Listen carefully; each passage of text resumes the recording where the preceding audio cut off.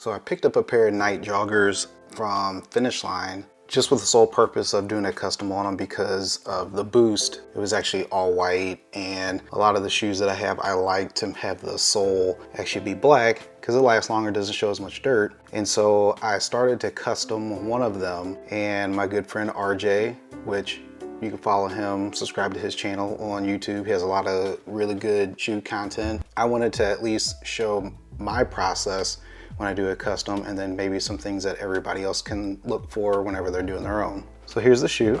The cool part about these is you have the 3M reflective portions right here. Let's see if I can get the light to hit it.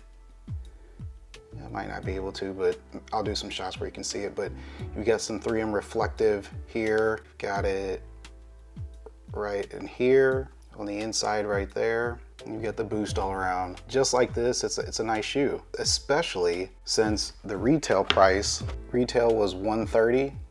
Finish Line had a crazy sale, and then they had an extra, I don't remember what percentage off it was, but with shipping, this is what I paid. So not bad, especially for a boost. And knowing that I was going to do a custom on it, because you never know how it's going to turn out, especially when it's you don't have an idea of what you're going to do and you're just throwing stuff on there. So only paying about 38 bucks was a pretty good deal. So I started working through the shoe, and it turned out pretty good. I was able to get the shoe to go from this to this. So I'm a fan of a lot of the Adidas triple black shoes. I wanted to keep a little bit of color in here, especially since the 3M reflective portions, and so I just wanted to add a little bit of color. So what did I do to get that? So I've got another pair of Pure Boosts that I actually dip dyed with RIT dye, and you can obviously do that, but I didn't want to take the time to wait for it to dry. And then I also didn't want the outsole to dye black too, because it's got a kind of a translucent, like a translucent gray, if you can see. So it's got a translucent gray outsole, and so I didn't want to get rid of that. I didn't want that to be all black. I wanted that to actually stay that gray. So what I use and what you need, I mean, obviously you can just apply the paint to it here, but what's going to happen is you'll end up getting some cracking and it won't last very long. And so what you're going to need is some acetone or nail polish remover or non-acetone nail polish remover. The acetone or nail polish remover, what it's going to do is it's going to remove that factory finish. If you do not remove that factory finish, the shoe won't fall apart, but your custom, whatever work you did to it, will fall apart. I've got a pair of Jordan 1s that I did, the very first pair I've ever customed, that I need to go back and fix, but the paint actually cracked and just chipped off just because I didn't give it anything good to adhere to, because it stuck to that factory finish. So you want to make sure that you remove that factory finish first, either with acetone or nail polish remover. You don't have to do this. I did, just learning from experience. For that sole, I use the Angelus Jet Black leather dye. What that does is it allows the black to kind of soak into the sole, and so that way it puts black into the sole itself and dyes it, so it's not necessarily painted. If you wanted to just dye that sole, you could obviously do that, but it leaves it a little bit shiny in parts, and so I wanted to paint over it, plus that paint gives it an extra layer. I use the Angelus Black Acrylic leather paint, and that's what I used on the sole here, this plastic coming around here. I use it on that too. And then for the boost and the 3 stripes, I use the Angelus Yeezy Collector's Color Edition. No, I'm not sponsored by Angelus, but if anybody from Angelus is watching,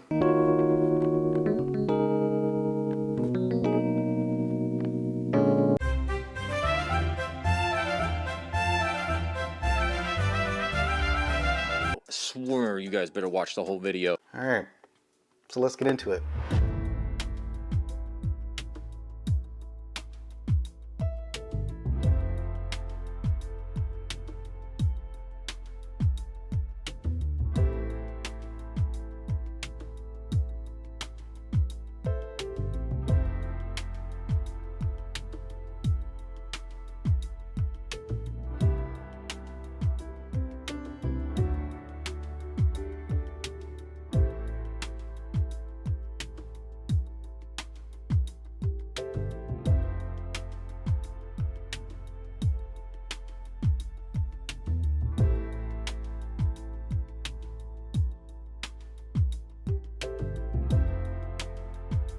So I've got it taped off everywhere that I want it to be taped off. I'm just gonna dye the boost part. This part may get a little bit of dye on the bottom, but it's not really gonna matter. And like I said, one of the first things that you wanna make sure that you do is take that factory finish off of it. I went ahead and taped it first, just so I can get that out of the way. I'll take a little bit of acetone on a pad, and I'm just gonna kind of wipe down some of the areas that I'm actually gonna dye and or paint.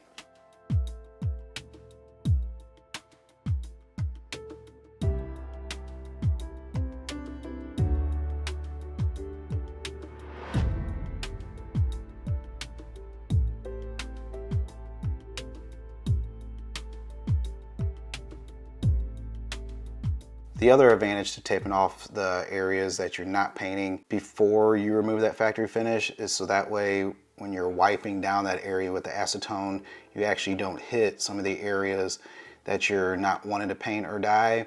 And so that way you don't remove any of that factory finish or remove some of the paint. Now that we've got this pretty much prepped and ready to go, we're gonna go ahead and hit this boost sole with the leather dye and put a couple of coats of that on.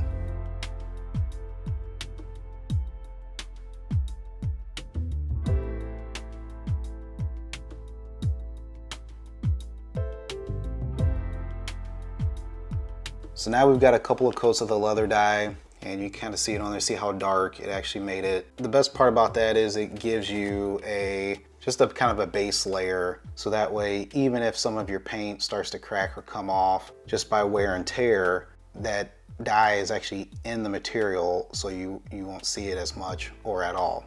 So we're going to use our Angelus Black acrylic leather paint. I'm sure there are a lot of other paints that would work. I'm not sponsored by Angelus.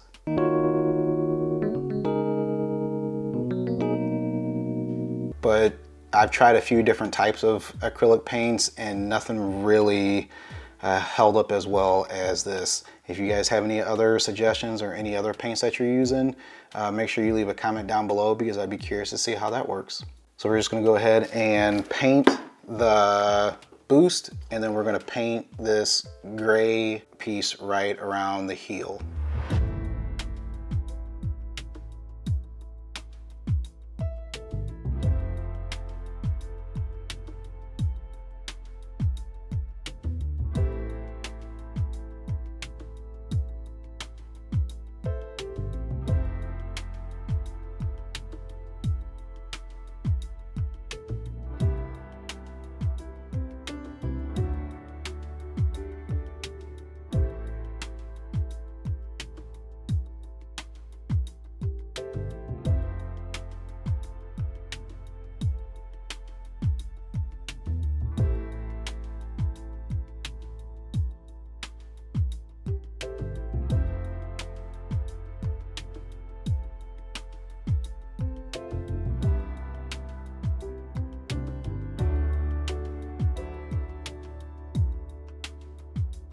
Before I go ahead and finish the final step, I need to go ahead and seal this. This is the Krylon Color Max Clear Indoor Outdoor. It's a flat crystal clear because I like that matte look. And so right now you can tell it's pretty shiny, but I want it to have a matte look. And so I'm actually gonna go outside and spray it. You don't wanna do this inside, but it won't take me that long, I promise. See, watch.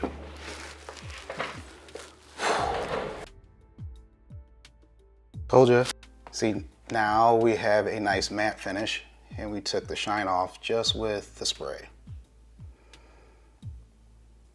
So now, just like the other shoe, how we have the Boost and the Adidas logo, we need to get it here and here. So we're gonna do that by, we've got some vinyl here. We're gonna weed that out and put that on the shoe, and then we're gonna paint it with the Yeezy Collector's Edition paint. We're almost there.